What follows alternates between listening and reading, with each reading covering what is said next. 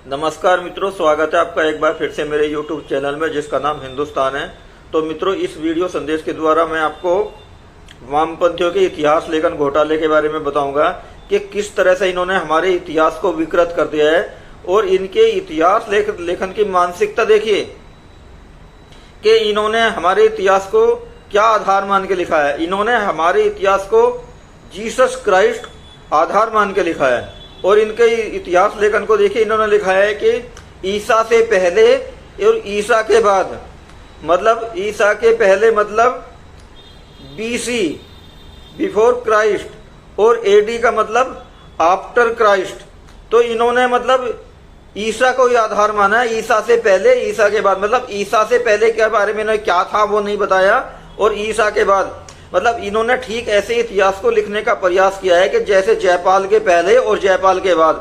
तो क्या मैं आपको कहना चाहूंगा कि क्या जयपाल से पहले जयपाल के पिताजी नहीं थे क्या, या जयपाल के दादा नहीं थे क्या?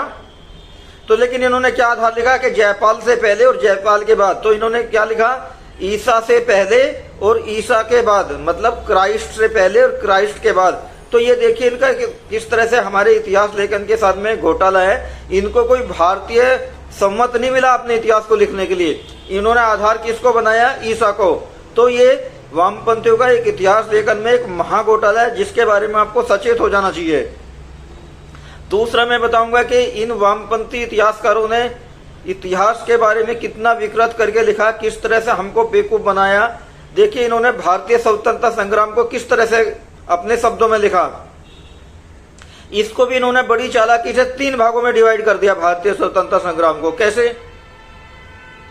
इन्होंने देखिए जो अंग्रेजों के साथ में उठते थे, बैठते थे, चाय पीते थे, या उनकी चापलूसी करते थे, जिनको अंग्रेजों ने एक लाठी भी नहीं मारी, काले पानी की सजा तो बहुत दूर की बात है, और अंग्रेजों के सामने रहते थे, उनके साथ में सब कुछ चाय पानी नाश्ता खाना पीना करते थे, उनको कहा इन्होंने नरमवादी।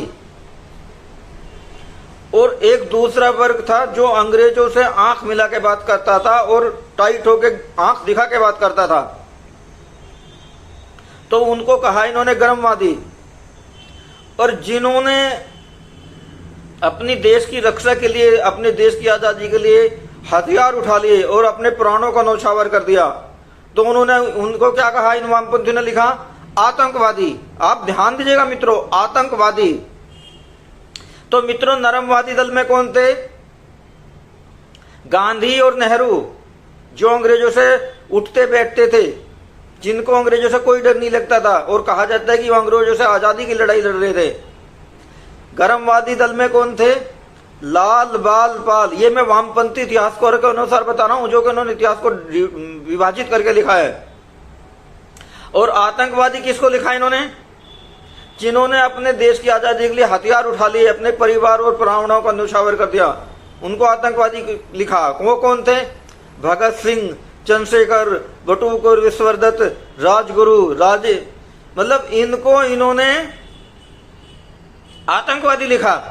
तो देखिए हमारे देश का दुर्भाग्य है कि पिछले 70 सालों में कांग्रेस ने, जिन्होंने अपने देश के लिए प्राणों का न्यौछावर कर दिया, उनको आतंकवादी कह के पढ़ाया गया। यहाँ तक कि खुदीराम बोस को वर्तमान जो सरकार है वो अभी भी आतंकवादी कह के पढ़ा रही है, जबकि खुदीराम बोस ने युवा अवस्था में अपने देश के लिए, आजादी के लिए प्राणों की आहुति दे दी थी। और बड़े दुर्भाग्य की बात है कि वर्तमान सरकार जो अपने आप को हिंदूवादी कहती है, देशभक्त सरकार कहती है, उन्होंने भी अभी इतिहास में उसको सही करने का प्रयास नहीं किया है।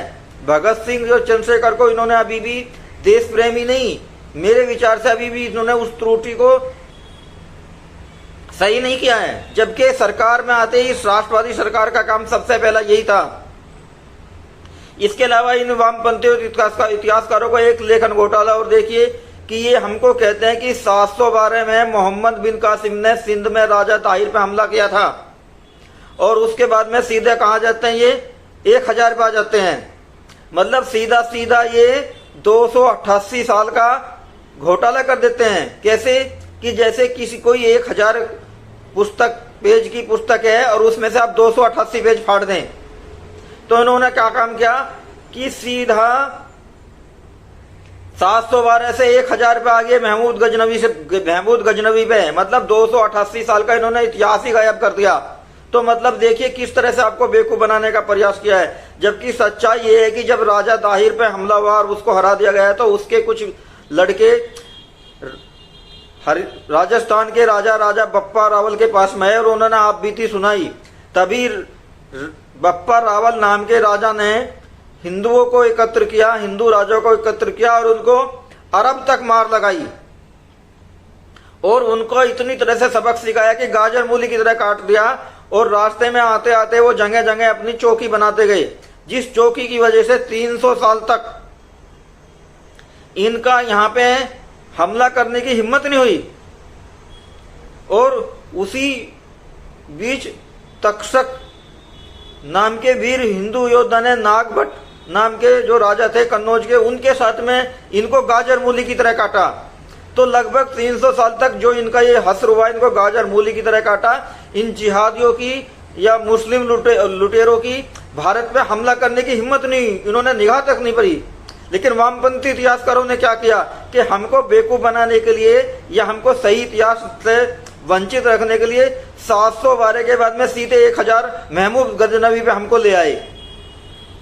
तो मित्रों, वामपंथी इतिहासकारों के इतिहास लेखन घोटाले का पर्दाफाश करते हुए मेरा ये वीडियो संदेश आपको कैसे लगा, कृपया करके कमेंट बॉक्स में मेरे को बताइएगा जरूर। और साथ ही मेरी आपसे विनती है कि कृपया करके मेरे इस यूट्यूब चैनल जिसका नाम हिंदुस्तान है इसको सब्सक्राइब कर दीजिए, साथ ही नोटिफिकेशन के लिए बेल आइकन को प्रेस करना ना भूलें।